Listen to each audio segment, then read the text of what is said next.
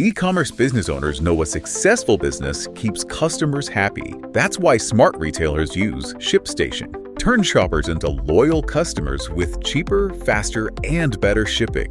Manage all your orders and returns in one place and save up to 90% on rates from all the global carriers. Go to shipstation.com/program to sign up for your free trial. No credit card required, and you can cancel anytime. That's shipstation.com/program. You're listening to the Sisters-in-Laws podcast, a faith-based podcast that spotlights Black women who replace silence with storytelling around pregnancy and infant loss and infertility. Black women experience miscarriage and stillbirth 4 to 5 times more likely than white women, according to the NIH and CDC. Whether you've experienced a miscarriage, infant loss, stillbirth, are trying to conceive, or have an infertility diagnosis, you will learn about resources and strategies to heal, gain clarity, peace, hope, and find an empowering path forward after loss. I'm your host, Erica M. McAfee, and you will hear me interview sisters-in-laws who have healed from such a painful and traumatic experience by sharing their testimonies and stories to inspire and help others turn their pain into their purpose. Now let's get started. Welcome to the podcast. Thank you. I would love for you to introduce yourself, share a little bit about yourself and what you do. Okay. So my name is Christina Danyo. Let's see, I like to describe myself as a social worker because all of my careers have kind of been in that path. But a few years ago, I kind of ventured into international development, really couldn't find my footing there, and then ended up in the world of asylum. So I adjudicate asylum claims with the federal government, and I absolutely enjoy it. It's challenging work. We're busy all the time, but I think I've found my place in my career, and I think I'll be here for a little while. I'm also a West African dancer. I'm a yogi. I like to craft and make jewelry and beads. So yeah, that's a little bit about me. Just moved to Texas, maybe I think it's 2 years now. So the time is really going by so fast. I'm like, was it last year or the year before? Yeah, no, it definitely does that because I feel the same way. I moved to the DC area during the pandemic and felt the same way. It's like, oh my gosh, like, has it been 2 years that I've been here? And it has, but I feel like I haven't really got acclimated here just because of COVID. Like, I'm like, people even know that I'm in the DMV. Some people know, but obviously I haven't really been out there because of the same reason. It's just like, well, I have been here. It's just, I've been in my bubble because of COVID. COVID has had us down. Oh my goodness. We got we ain't even talking about that. Well, obviously you have a journey to motherhood, journey to parenthood that I would love for you to share. So just take us back on that journey and share with us your lost story. Sure. So I think I'll start with my fibroid diagnosis because I feel like for a lot of Black women, that's kind of where, that our fertility kind of comes into question or we start to think about it. So I think in 2011, I was 30. I got diagnosed with fibroids. They were small. I wasn't having any symptoms. I was getting ready to live overseas, and I had to be put on a 6-month medical deferral for them to see like if they were growing or whatnot. So everything was fine. I did my overseas tour for 3 years. They didn't grow. But then as soon as I got back to the States, they just kind of grew exponentially. But I still wasn't having any symptoms. So I went to 3 doctors at that time to kind of assess, like, what do I need to do? One doctor was like, you need to open myomectomy. Let's remove them. But the chances of them growing back were high. So I was like, well, what's the point of that if I'm not trying to have a child at this point? Another doctor, he was like, well, yeah, we can do a myomectomy. That's, quick, fast, and easy. But if you're not trying to have a child at this point and you're not having any symptoms, why go through a surgery? And then the third doctor was kind of like, well, she was in the middle. So she's like, it's your choice. So I decided to put that on hold. Fast forward to 2018.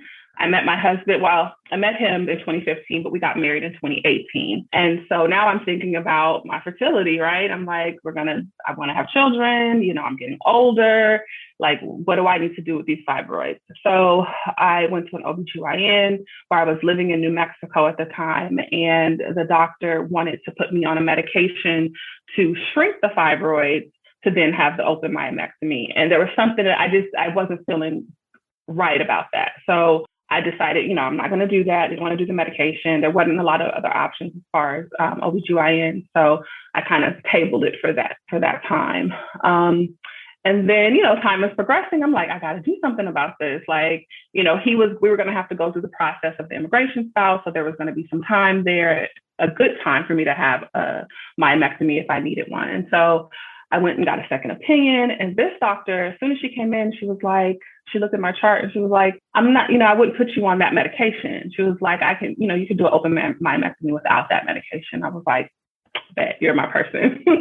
And so we went forward with the open myomectomy. She removed 17 fibroids, the largest probably being the size of a grapefruit, and then a couple like apple-sized ones. So had the open myomectomy, things were fine. That was at the end of 2019. So 2020, beginning of 2020, I think March, my husband arrived to the US and we're pregnant by, I think, June or July, surprisingly, right? Like I'm 39 at this point. I didn't know if it was going to happen so quickly. We were just both surprised. We're still trying to get acclimated to living in a new city, him being, transitioning from living in Ghana to here.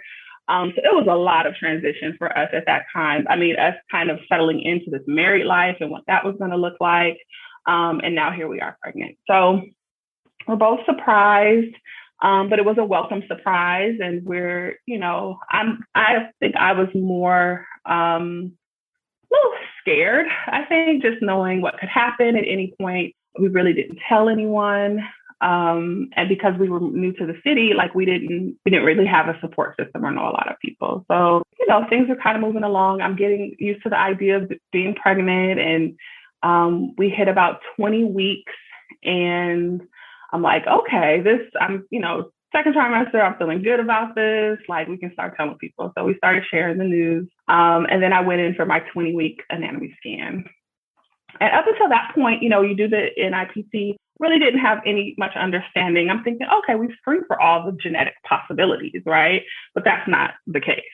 I learned that later. But at that time, I was like, oh, okay, we're good, right? So I wasn't expecting anything with the anatomy scan. So we go in and the specialist was like, so one of her kidneys is covered in cysts and it's not functioning. And then the other kidney, they just did not see at all. So no functioning kidneys meant that there wasn't any amniotic fluid producing, which then meant her lungs weren't going to develop. And so outside of the womb, I learned the term or phrase incompatible with life. So she was not going to be able to live outside of the womb. I think initially it was just like, well, what are you talking about? Like, there's something that can be done, right? There has to be some treatment for this. There has to be something that can be done. It did not resonate with me immediately that she was not going to live outside of my womb. So we got a second opinion. I did a lot of research. I learned that there had been some experimental kind of research studies going on. But by that time, I don't think that I was eligible and it wasn't even being done where I was living. I was kind of not an option. Got a second opinion and it kind of started to settle in that this is what it was. And by that time, they gave us the option to terminate. And this was maybe 2 weeks before Thanksgiving when we found out. So we spent a week of like shock and research and then another week of second opinion. And so by that time, we're kind of right at the cusp of having to make a decision whether we wanted to terminate or not. And like I said, it was right before Thanksgiving. So I think there was maybe one or two doctors who could do it. And so they had to kind of make sure that person was going to be available. And so we really literally had like a weekend to decide whether we were going to terminate or not. And I just couldn't do it. By that time, she was moving all around. We had named her. She was very real to us, right? So we decided not to terminate. And so we're moving forward with the pregnancy, not knowing what could happen at any point, right? Because I had the myomectomy, I knew I had to have a C-section. And so that was another kind of element of our decision. It was a faith decision, I think, because I'm like, we could go ahead and do the termination and that could, preserve my uterus. I wouldn't have to have a C-section, but it would also prolong the time that we would have to wait to try again. So all these things are, in playing into the factors of the decision that we're trying to make. But ultimately, like I said, we decided to carry, and, I just committed that time to just being present with her. I wrote a lot to her in my journal. I savored because it just didn't even make sense that she was moving all around. She was very active. And I'm like, how is it possible that she can be doing this inside and not be able to, it never really made sense to me until like maybe a couple of months later. So I think at the last minute, I decided to have my husband take some pictures. I was like, we're going to have to remember and make as many memories as we possibly can. I think one of the things that I found in the midst of all of that, I try to look for gratitude in everything. And one of the things I was really, really grateful for is just knowing what the outcome was most likely going to be, because I think there was still a little bit of me that believed that God could work a miracle. So I'm kind of holding on to that as well. But we were able to put a lot of things in place, knowing her outcome beforehand. So that meant pulling together a team at the hospital, the social worker, the chaplain, the nurses, kind of putting together a birth plan. We planned for a lot of skin to skin. We comfort cot. So the hospital had one of those so that she could stay in the room with us after she passed. We had a playlist that we played during my C-section for her. Yeah, we just put they did the hand and the foot moldings for us, all these things, right? We're putting all of this in place. I had someone, come in to do photos. It was really an opportunity to make a lot of those decisions beforehand so that when she arrived, we didn't know how much time we were going to have with her. And so we really just wanted to spend that time with her. So I had my C-section on March 11th of 2021. I think I was at 37 weeks. Everything went fine, thank God. And we did just that. We had her playlist going. We had skin to skin. My husband was very adamant about having skin to skin, which I thought was pretty interesting. And so she actually passed in his arms about an hour and 45 minutes right after she was born. And yeah, she's our sweetest little angel. Yeah. So I think that's the bulk of our story. Oh man, I love it. I love that. I love that he was adamant about doing skin to skin, and it's mainly because he didn't carry her, right? So that was his time to bond with her while she was still breathing. Oh my gosh, this. Yeah.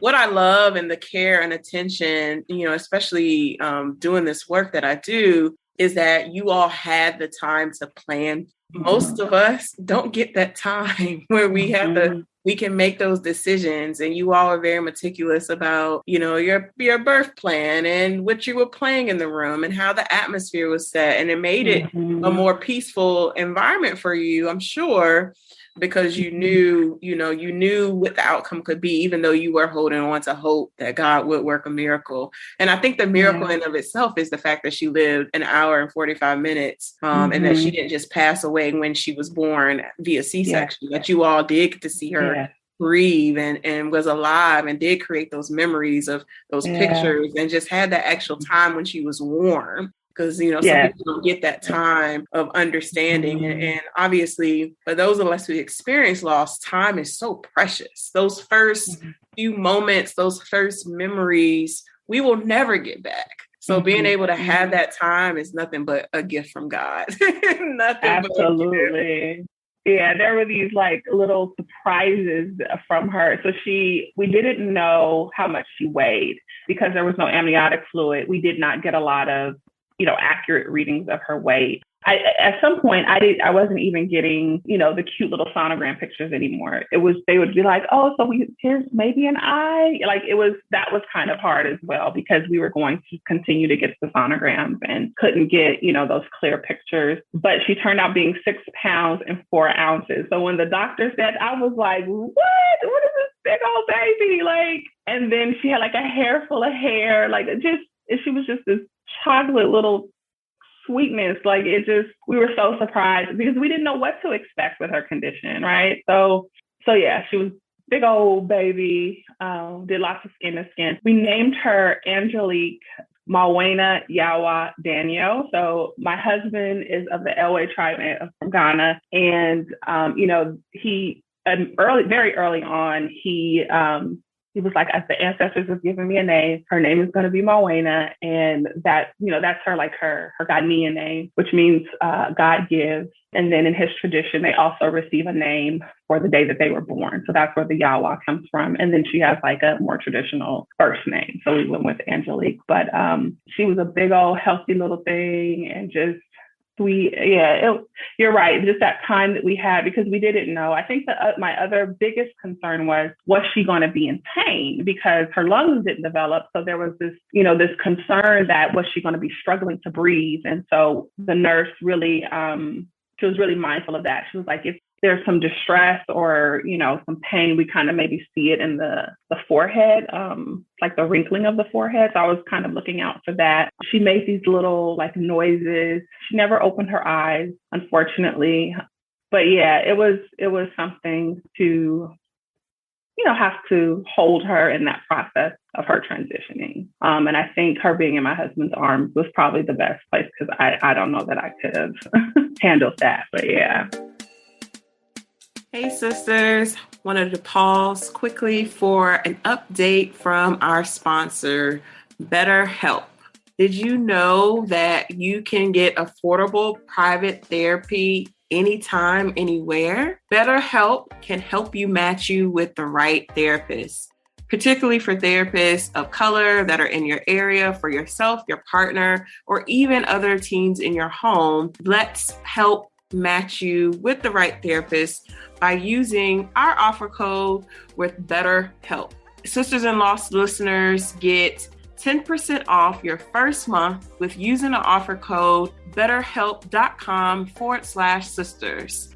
So for those of you who are listening and looking for affordable private therapy anytime, anywhere, use the code SISTERS to get 10% off your first month. That is betterhelp.com/sisters and join the Sisters-in-Law community and the listeners all over the world who are using this affordable private therapy with BetterHelp.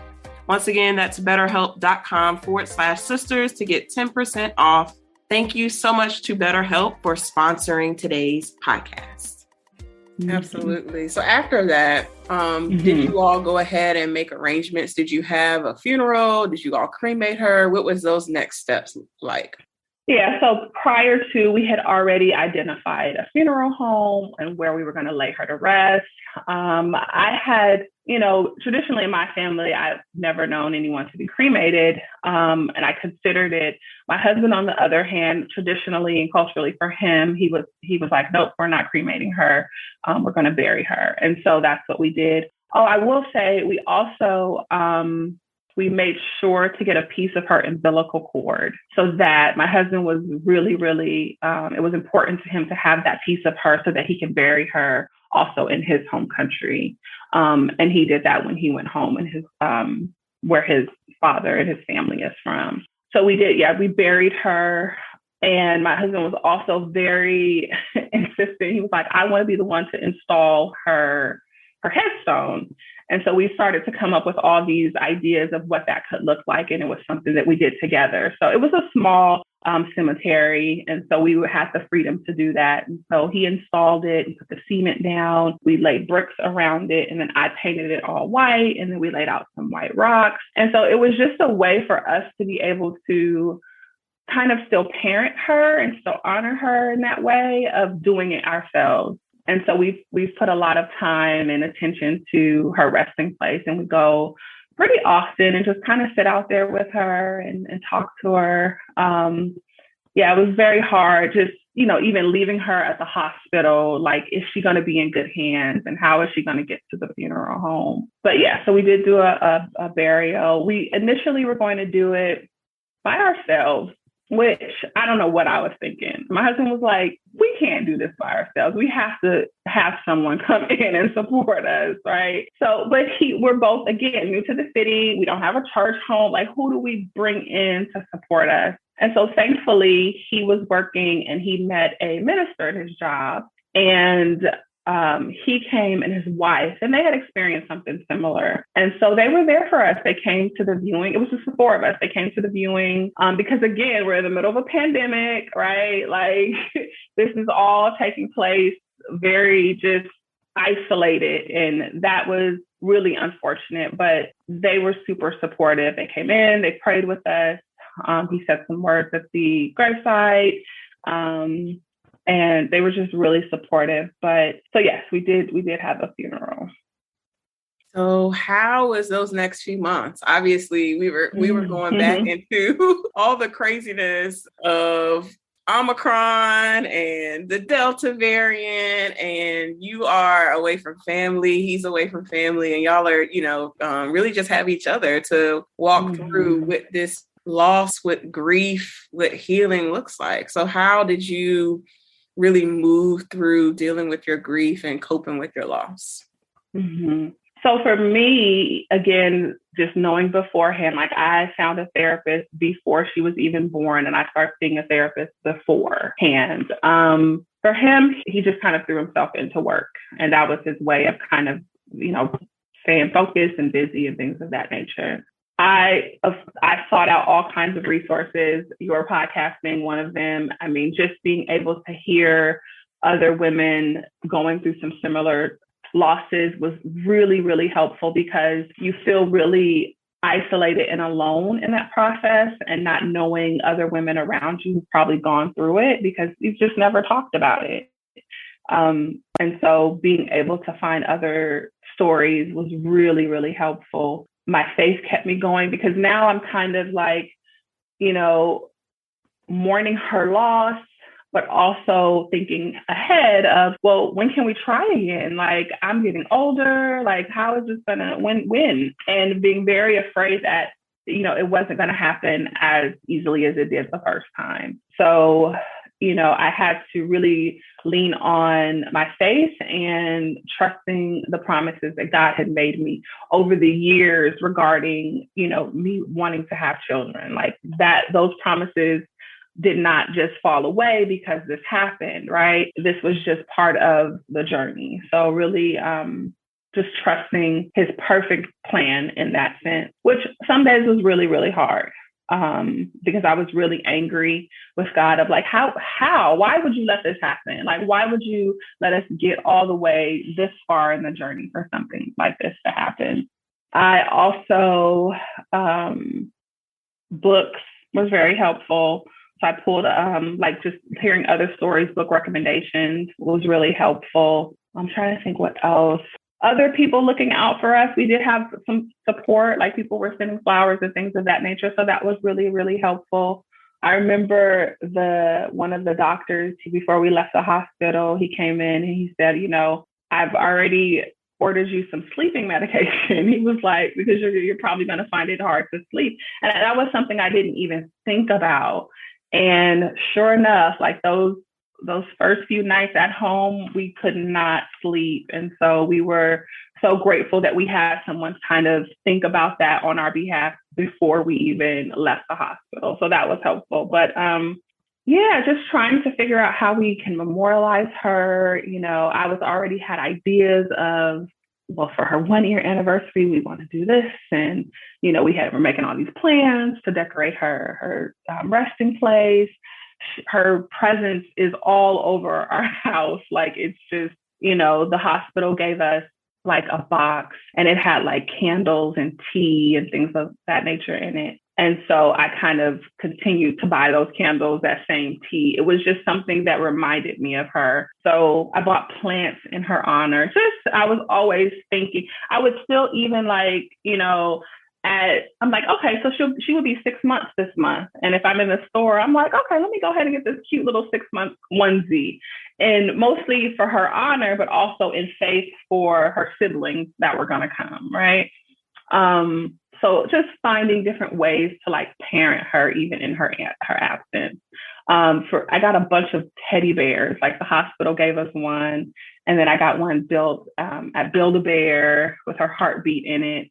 And then I learned about Molly bears. So like we have all these bears around the house. And so they're super comforting. But yeah, we just trying to make sure that her presence is felt in every way. And because I was pregnant at birth, all in the middle of a pandemic, I didn't post any of this on social media. It's like, I want people to know that she existed, right? She came to this earth and she was living and breathing, and she wasn't with us long, but she's a part of me. And I just want people to know her.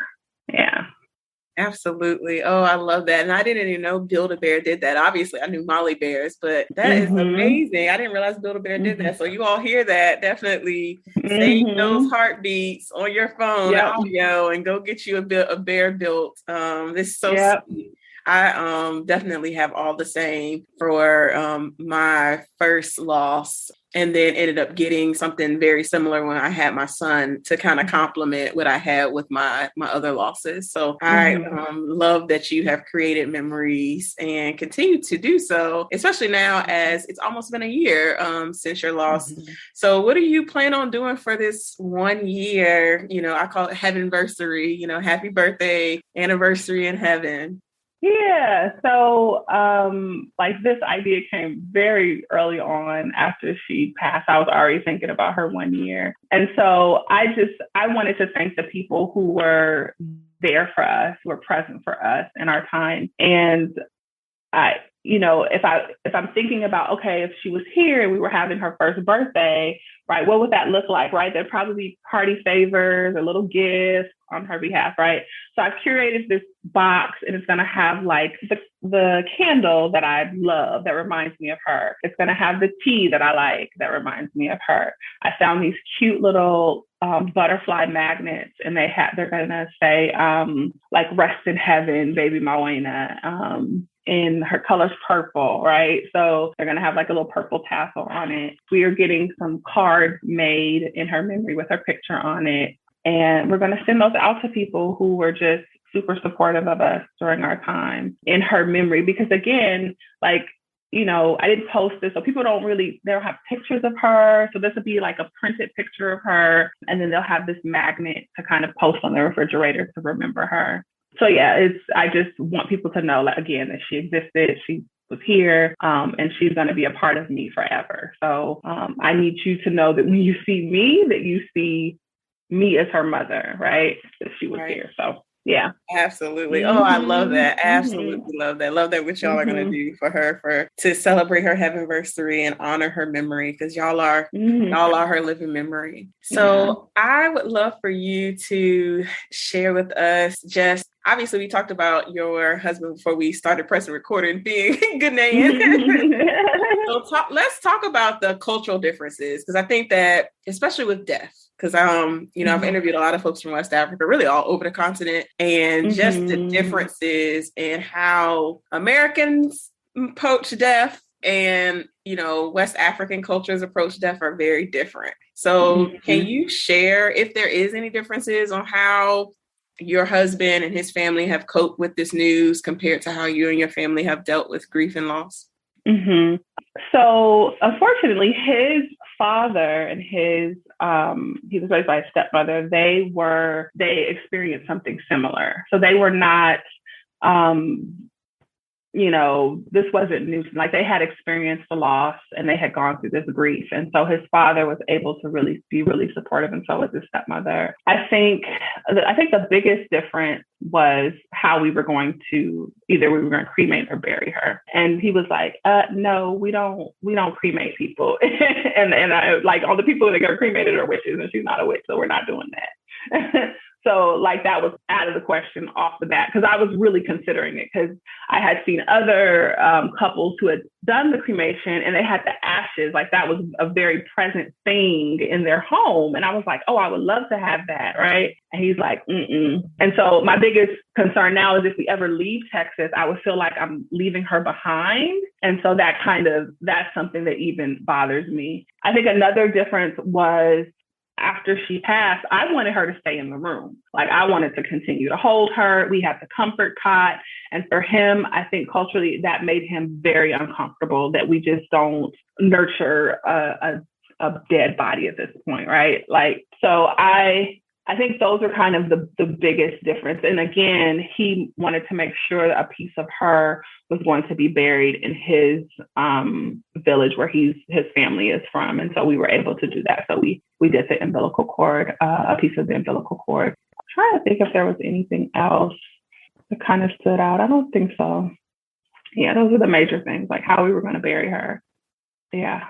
Yeah, I feel the same way when I ended up leaving Charlotte. Charlotte's where my son is buried. I felt the same way. It was like, oh my gosh, I left Charlotte. Now he's not with me. But, obviously, we can go back to North Carolina and go visit him. Sure. It's the same thought process. It's like, oh my gosh, I'm leaving a piece of me somewhere else. But I understand the thought process compared to if you had. And then I'm like, well, how can I make sure that wherever we move to, that she, like, do we have a garden for her? Or do we plant flowers? Like that piece of her still needs to be able to come with us. One of the things I kind of regret was not getting a piece of her hair. Like I would have loved to kind of get a piece of her hair. I wish I had thought about that beforehand, but so you can't think of everything. No, you can't think of everything. The things that you have are definitely the memories you created. Because I thank God for the time for that for you, because it's hard. It's hard on anybody. No one even knows the options or the decisions that they have to make, and they're just faced with the news, right? So you're shocked because, oh my gosh, now my baby doesn't have a heartbeat, or my baby is going to pass away because of X, Y, and Z, and then now you want me to make all of these decisions. Let me cope with this first before we have to make decisions. Right. So I think I love that about your story. Obviously. So after it was all said and done, did you all have an autopsy on the body, or were you all kind of content with the diagnosis they gave at 20 weeks?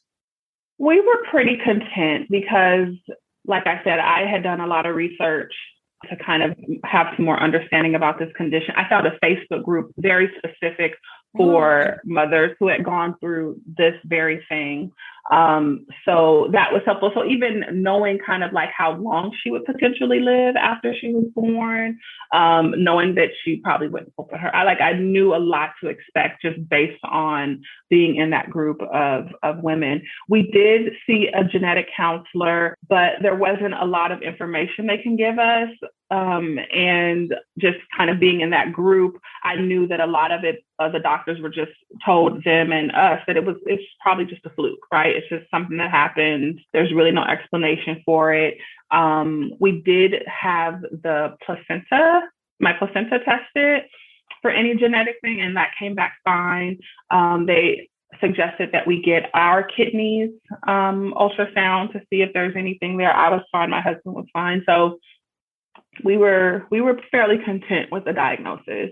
And I did not want to, there was nothing that was going to change the outcome, right? So I did not want to bury myself doing that when I could be, spending time with her, memorializing her, even when she was still with me. Because like I said, she was still moving and kicking and very active until she was born. So we did not do a whole lot in that area. And I think at this point, there's probably 2 living children who've been able to get the experimental treatment, which they would inject the mother with like a fluid mimicking amniotic fluid, so that the baby's lungs could develop. Well, I guess it wouldn't be an amnio infusion because you didn't have amniotic fluid, right? or very minimal amniotic fluid?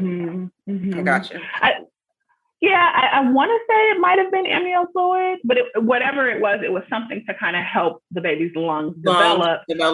So that way, when a baby is born, at least their lungs are working, and then they can, as soon as they get strong enough, maybe do a kidney transplant so they can get the functioning kidneys. So, but like I said, we were kind of outside of the realm of that criteria, and it wasn't even being offered, because I definitely would try to, I talked to my maternal fetal medicine specialist, and I was like, I heard about this. Can we, he was like, I'm going to be really realistic with you that those, that is a very experimental treatment and it doesn't have a lot of success and things of that nature. So we decided not to go that route. Gotcha. Yeah. Understood. So how did your body deal with fibroids through your pregnancy? Did your fibroids grow back, the ones that you had removed from years prior? Because I know a lot of folks who have fibroids, that's a big scare for them when they get pregnant, the added hormones, and sometimes those fibroids do start to grow back, especially if they had a myomectomy. Thankfully, they did not grow back. I think by the time I went for my follow-up, I probably had, I knew that I had maybe one or two really small ones, like 2 centimeters, really small, prior to the pregnancy. And so by the time I went for my follow-up, I think they were probably the same size. They hadn't grown much. And there might've been one more, a third one that was around the same size. So thankfully they did not. And that was, again, I had my myomectomy in 2019. Yeah. So they had not grown back. Any bigger or during pregnancy. So yeah, no issues there. So what's the next steps in your family planning process? So we are trying again. We've got the clearance, and so we're just moving in faith, because I'm 41 now, and where did the time go? How did this happen? And yeah, so we're just moving forward, and we're trying again, and prayerfully we'll be able to have a baby this year. A healthy baby this year. Yeah. Absolutely. In Jesus' name, we are definitely going to claim it for you. In Jesus' name, yes. We pray for you as you navigate that journey. So what encouraging words can you leave with our listeners? I mean, obviously you have gone through what no woman wants to go through: get pregnant, get bad news, and then have to, go throughout the whole pregnancy, knowing that your baby could possibly die and then die at birth. And do it on top of having fibroids. It's just, it's oh my goodness, all of these different things that add into it. So what encouraging words can you leave the mom, the listener here, who is going through their own journey to become a mother, may have had some ups and some downs and some setbacks, but they are hoping and praying for a baby just like you are in 2022? That's hard. We're all so different in that sense. But I think the biggest thing for me was really reflecting back on the promises God made to me through his word, and then through dreams that I've had, through instances that I've had with other people, just really holding on to those promises. So the times when I was like, this is never going to happen for me, I'm getting older, just thinking about what life could be if we didn't have children, but really holding on to those promises at the end of the day, and trusting God for his perfect plan, because at the end of the day, that's all I wanted, was whatever your will is, let it happen, even if I don't understand it, even if I don't like it. Yeah. And seeking the support of other people, I think, was really, really encouraging. And for someone like me, that was really, really hard, but I knew that I could not do this by myself. So I made sure to seek friends who were going to pray with me. So, making sure that you're not isolated in it, especially now, because we're in the middle of a pandemic, which is already isolating.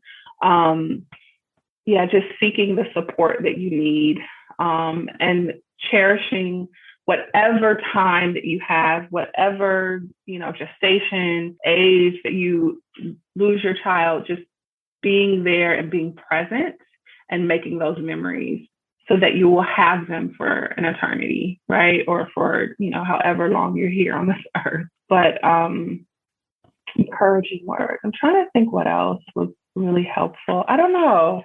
Yeah. No, that's good. No, that is perfect. Perfect. I think that obviously I've enjoyed our conversation and I appreciate you being able to share your story with us, because a lot of people may not have the gift of time that you have had in creating those memories and planning, and then really honoring your daughter the way you have and will continue to do. Obviously, I know that you all are going to continue to do great things to continue her memory and, definitely incorporate your future children into honoring her as well. So I'm excited about your journey and excited about the future babies that are coming. Yeah, I am. So where can we connect with you after this episode? So I'm not very active on social media. So I'll just throw that out there. I'm on Facebook, Christina Danyo. Yeah, I'm super, super active. To find me, that's where you can find me. I'm welcome DM. You to see so fit in that way. But Perfect. Well, thank you so much, Christina, for the podcast. It is a pleasure to share your story. And like I said, we're going to keep you on the prayer list. Thank you for listening to today's episode. For show notes, go to sistersinloss.com. To stay connected with us and join the Sisters in Loss community and receive my weekly newsletter, please go to sistersinloss.com/newsletter. That is sistersinloss.com/newsletter. Please rate and review this episode, and I will talk to you next week. Wouldn't it be nice if your cash savings could just grow by itself? With the Wealthfront Cash Account, it can, earning 4% annual percentage yield from partner banks on your uninvested cash, nearly 10 times the national average. Just imagine if other things in your life worked the way Wealthfront works. If your houseplants grew at 10 times the average rate, you'd have 10 times fewer issues with sad, stunted succulents. Your crocodile ferns would grow to the size of crocodiles. Wealthfront's cash account keeps your money thriving just like that, earning you an industry-leading rate with no account maintenance fees and with free 24/7 instant withdrawals so you can access your money whenever you need it. Money works better here. Go to wealthfront.com to start saving. Cash account offered by Wealthfront Brokerage, LLC, member FINRA SIPC. Wealthfront is not a bank. The APY on cash deposits as of December 27, 2024 is representative, subject to change, and requires no minimum. Funds in the cash account are swept to partner banks where they earn the variable APY. The national average interest rate for savings accounts is posted on FDIC.gov as of December 16, 2024.